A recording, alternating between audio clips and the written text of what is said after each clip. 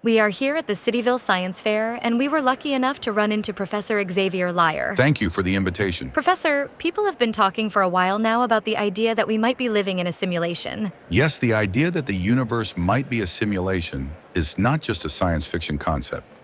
Some physicists claim that the structure of reality resembles more a computational system than a traditional physical object. Others joke that the universe only draws the exact reality when someone is observing, like a video game that renders only what you see in front of you. So when I close my eyes or sleep, I'm not even in the universe anymore? Some approaches suggest that the universe has an architecture similar to a quantum network. Consciousness could be a form of processing node emerging from this network, and the sense of self might be a property of extremely organized regions within it. So even when you sleep, you are still part of the universe. It's just that your mind processes information at a different computational speed. That would then imply that the universe is intelligent. Conscious, wouldn't it? These are only speculative ideas, but some philosophers believe that if observation can transform probabilistic reality into a determined one, and here we refer to the collapse of the wave function, then we can understand human consciousness as a local form of complex organization of a phenomenon present throughout matter. And then particles could possess elements of intentionality or internal information. So like a kind of universal consciousness that contains us as well.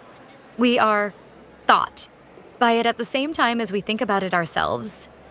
And we communicate with it instantly? Some researchers have suggested that quantum mechanisms, superposition, entanglement, the collapse of the wave function, might be involved in mental processes. The main argument is that only quantum processes can generate massive information integration, coherence between distant areas of the brain, and the emergence of a unified experience, consciousness. So this theory would suggest that conscious experience is influenced by the quantum structure of reality? Yes, it would imply that the mind uses real subatomic processes, which in my opinion is self-evident, and would connect consciousness with the fundamental geometry of the universe. And then consciousness could be the mechanism through which reality becomes real? We live in a hologram created, maintained by our minds, and passed on from one generation to the next? This is also an interesting idea. Just like the somewhat opposite one, according to which the universe creates and controls our bodies and minds at every moment, and of course the illusion of reality to which we are all connected. Both ideas could suggest that we live in a hologram, or more precisely, a simulation. Fascinating. Just like in my book on Buddhism, which I still keep on my nightstand, every point of the universe contains the entire image of the universe.